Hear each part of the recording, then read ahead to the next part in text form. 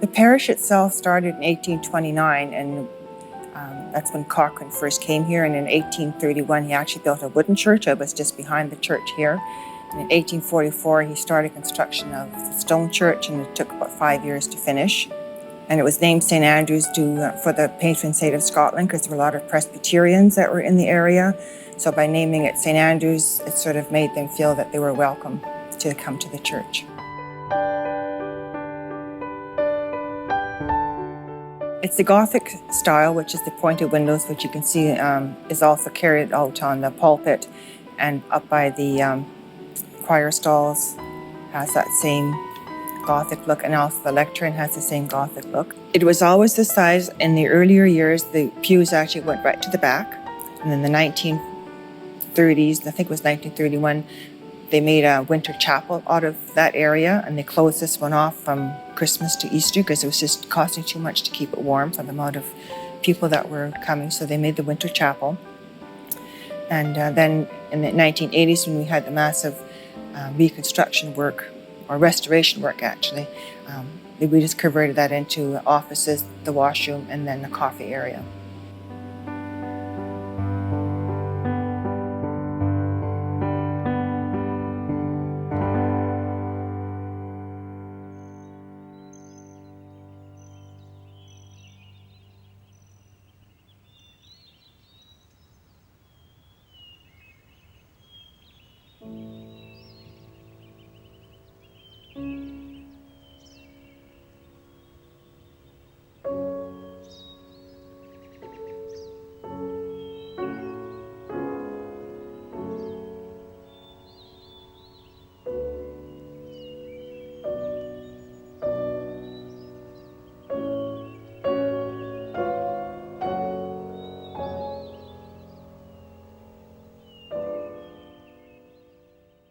The oldest grave that we had, we know of, dates back to the mid-1800s.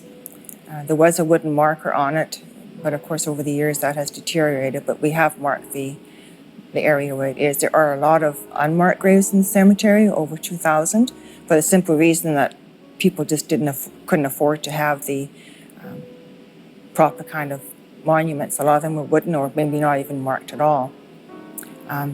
The church was definitely here before the cemetery started. St. John's Cathedral Cemetery was used prior to that because that was the established church. And so when exactly the first burial was, we don't really know for sure.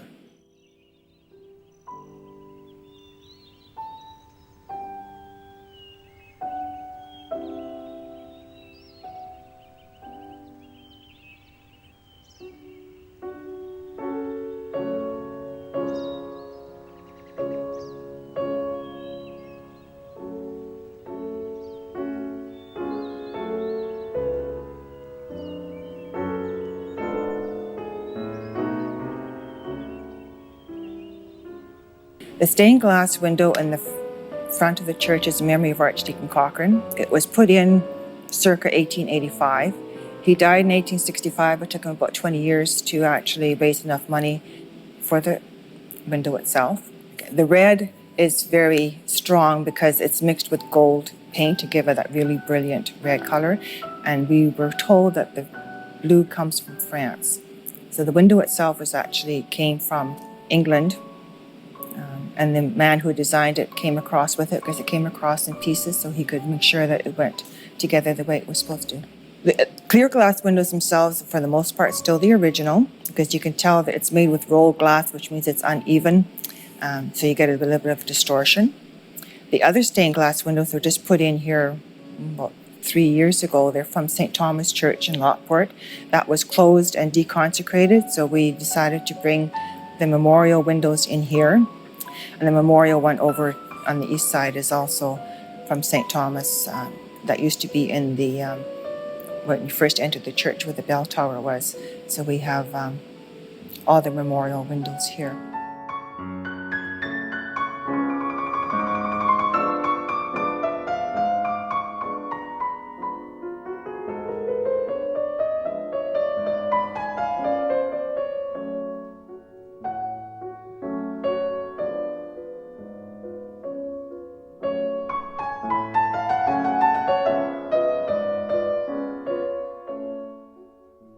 An interesting fact about the roof itself, it's in the shape of an upside-down York boat.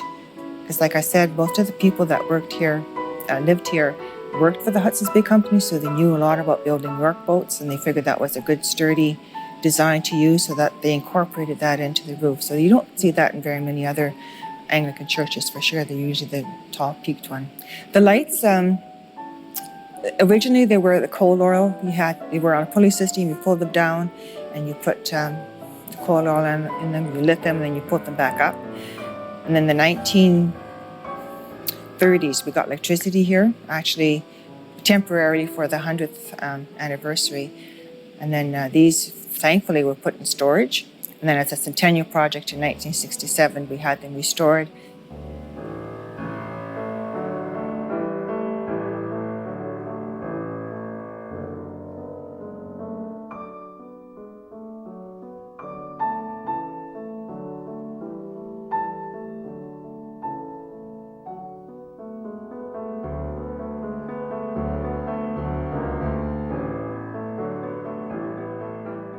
The wooden steeple was replaced. The first one was 50 feet over and above the stone part, and there was a storm that went through and it knocked it off, so they figured, okay, we better go a bit smaller, so they replaced it with a smaller one. This is not the same one. It's been replaced a couple of times and has been repaired recently, 3 years ago, because it was getting to the point that it wasn't deemed safe to ring the bells anymore, so they did some repair work on it, and it's safe now to ring the bells. It's been pretty well stabilized.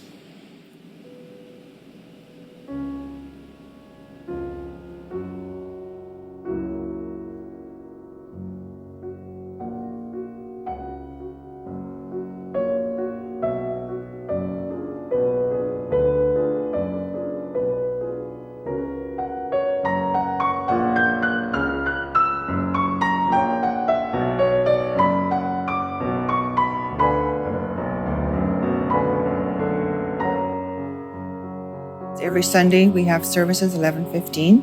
We have weddings and funerals, baptisms. You see, we're the oldest stone church in continuous use. There's maybe other churches that might be out there, but we're the ones that continuous use, and that's our claim to fame.